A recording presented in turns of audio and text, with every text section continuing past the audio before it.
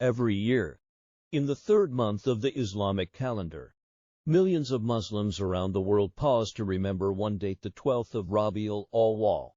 It's a date tied to the birth of Prophet Muhammad, an event that changed the course of history. But what actually happened on this day? And why does it still matter over 1,450 years later? Let's go back in time.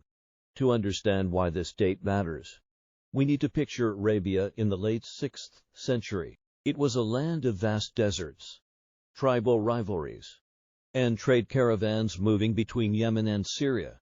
The city of Makkah sat at the heart of it, home to the Kaaba, a sacred site already ancient by then, and a hub for pilgrims and merchants alike. Society at the time was shaped by tribal loyalty and by practices historians and Islamic scholars describe as a period of moral and spiritual decline known in Islamic tradition as Jahiliyyah, the age of ignorance. According to Islamic tradition, the birth took place in what's known as Al-Fil, the year of the elephant. The name comes from a dramatic event that year. An army from Yemen, led by a governor named Abraha, marched toward Makkah with war elephants, intending to destroy the Kaaba.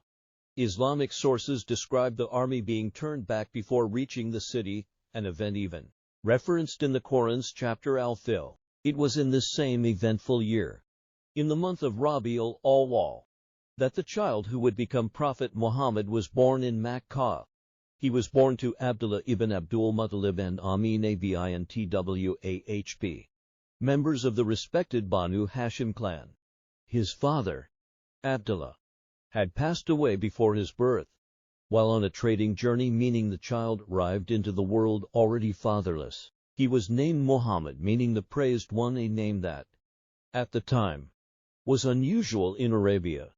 Following the customs of the time, the infant was sent to live with a foster family in the desert, with a woman named Halima Sa'diyah, to be raised in the cleaner air and Arabic dialect of the Bedouin countryside, a common practice among noble Meccan families of that era. Now here's something worth noting. The exact date of his birth isn't unanimously agreed upon by scholars. The most widely followed date across the Muslim world, particularly among Sunni Muslims, is the 12th of Rabi-ul-Awwal. This is the date most commonly associated with celebrations known as Mawlid an-Nabi, or Eid Milad an-Nabi. However, some historical and Shia scholarly traditions instead point to the 17th of Rabi-ul-Awwal. The difference comes down to varying historical narrations and calculations passed down through different scholarly chains. Despite this difference, the 12th remains the most widely recognized and observed date across much of the Muslim world, including Pakistan. So why does this day carry such weight?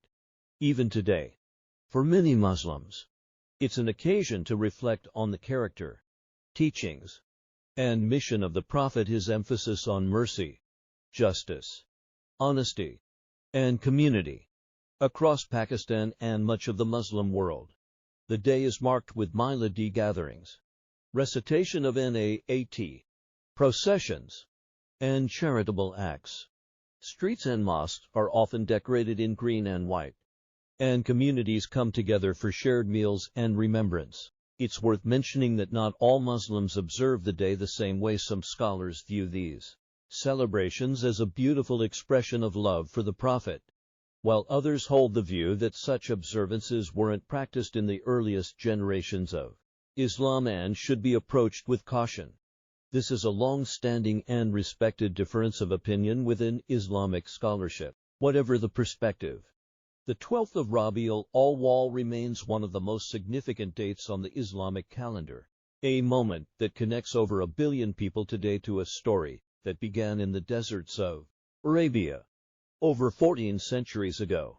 If you found this history meaningful, let me know in the comments. And don't forget to subscribe for more.